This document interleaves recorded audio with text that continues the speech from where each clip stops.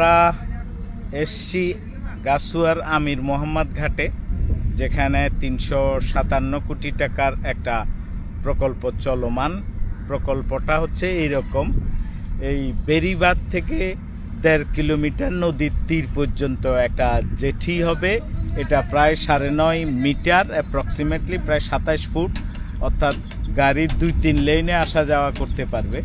এটা নদীর বাহিরে চলে যাবে আরও ১.৫ কিলোমিটার, এবং সেখানে যতদিন পর্যন্ত চর জায়গায় না যায় ততদিন পর্যন্ত শীতকালে জাহাজ ভিড়তে পারবে, বর্ষাকালে হয়তো ১০-১২ ফুট বা ২০ ফুট ডিস্টেন্স রাখতে হবে।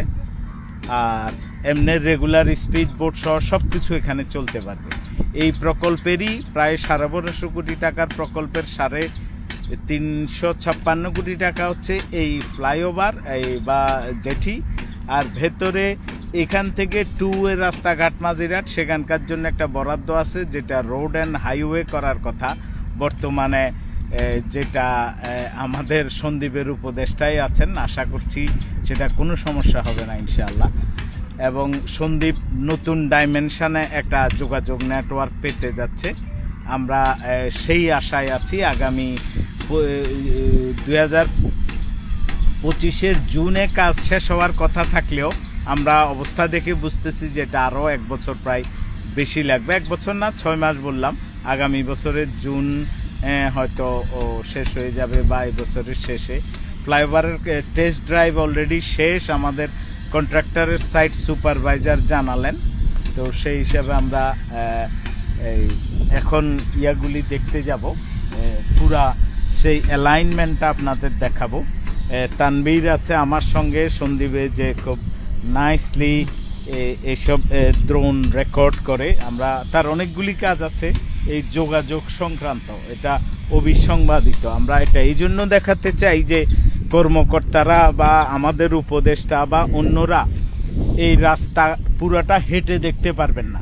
এখানে যখন খুশি রেকর্ড থেকে বা অনলাইন থেকে তারা চেক করতে পারবেন যে অ্যাকচুয়ালি ল্যান্ডস্কেপটা কেমন, খাল কেমন, সয়েল দেখতে কেমন।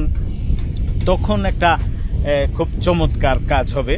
এবং আমরা চেষ্টা করব ভিতরের রাস্তাটাও অনেকখানি দেখাইতে। আর আমাদের ড্রোন থেকেই আমরা এটা ডিস্টেন্সটা পেয়ে যাব। ডিস্টেন্সটা পেয়ে গেলে আমরা মাঝে মাঝে ভিডিওর এখানে ইনপুট দিতে পারবো যে এখন আমরা অতটা দূরে আসছি। এক্স্যাক্টলি মানুষের মুখে শোনা আর বাস্তবে মেপে বলার মধ্যে তো ডেফিনেটলি একটা তফাৎ আছে। তো এই চরগুলি আসলে জায়গায় উঠছে গত ৩৫ থেকে ৪০ বছরে। আমরা ছোটোবেলায় এই বেরিবাঁধের পাশ থেকেই ট্রলারে এবং জাহাজে উঠতাম। এরপরে অনেক কাল আর ফকিরহাট ঘাটে আসা হয় না। এটা একসময় নাম্বার 1 পপুলার ছিল। তো দুই দিক থেকেই প্রায় ২.৫ কিলোমিটার ভরে গেছে ৪০ বছরে।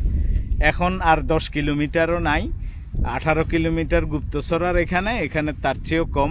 সুতরাং আগামী ১০-১৫ বছরে এই সন্দ্বীপ চ্যানেলের নাব্যতা সংকট দেখা দিবে, সেটা পূর্বাভাস করাই যায়। যেহেতু ফেনী নদী এবং মুহুরী নদী দুটাই রেগুলেটর দিয়ে স্রোত কন্ট্রোল করা হচ্ছে, পলি জমতে এই বিষয়টি ঘটবে। তা আপাতত আমি এই কথা বলা থেকে বিদায় নিচ্ছি। আমরা ভিডিওতে দেখতে থাকি।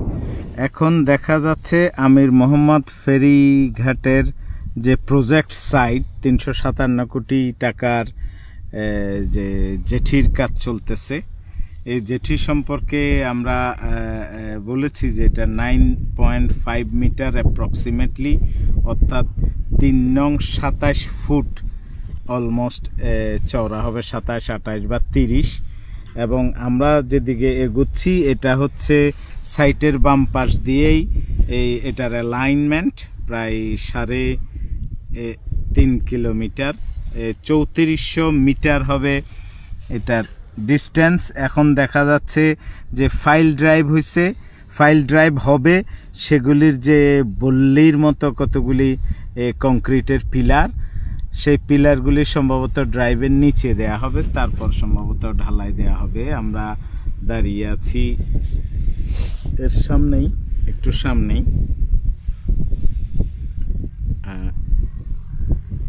আমরা ক্রমান্বয়ে এগোতে থাকবো নদীর দিকে এবং আপনাদেরকে ডিস্টেন্সের একটা আইডিয়া দিব।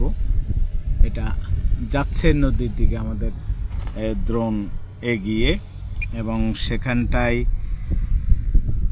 চরের দৃশ্যটি পুরোপুরি ভিউ করা যাবে। ফুল অ্যালাইনমেন্ট যে সোজা এই ফ্লাইওভারটি হবে। এখনো আসলে কাজ শুরুই হয় নাই, যদিও আমরা প্রায় বছরখানেক ধরে শুনতেছিলাম যে কন্ট্রাক্টর অ্যাপয়েন্টেড হয়ে গেছে, প্রচুর যন্ত্রপাতি আসছে, এটাও ছবি দেখছি 5-6 মাস, কিন্তু বেসিক্যালি এখনো সাইট রেডি হচ্ছে, যন্ত্রপাতি আসছে, লোহা আসছে, সেগুলি আমরা সাইটে দেখছি। এখন আমরা নদীর দিকে যাচ্ছি ক্রমান্বয়ে। এটা হচ্ছে অ্যালাইনমেন্ট যেদিকে যাবে। এটা কি দেখা যায়? এটা কি প্লেন কোনো গ্রাউন্ড? বালুর স্তূপ তাই না? ও এই ঘাট দিয়ে প্রচুর বালু আসে, সন্দ্বীপে যত বালি আসে। আমি গত বছর একদম নদীর পাশে গেছিলাম, অন্তত 15 থেকে 20টা বালির স্তূপ দেখছি, যেটা প্রজেক্ট শুরু হওয়ার আগে যখন অ্যাসেসমেন্ট হচ্ছিল তখন গেছিলাম। তো এখন আমরা ওই বালুর স্তূপের পরপরই আবার কিছুটা কেওড়া বাগান আছে, সেটাও দেখতেছিলাম আমরা। এটা খাল দেখা যায়? ও আচ্ছা, এটাও আগের রাস্তাটা, যে রাস্তাটা 1.5 কোটি টাকায় বছর 1.5 আগে আগের সংসদ সদস্য যেটা নির্মাণ করেছিলেন। কোন ফান্ড থেকে আমরা এক্স্যাক্টলি জানি না, কত টাকাও এক্স্যাক্টলি জানি না, এটা শোনা কথা। এবং এই ফ্লাইওভারটি যদি কোনো খালের মুখ দিয়ে নদীতে নামে খুব ভালো হয়। কোনো কারণে চর জেগে গেলেও তাতে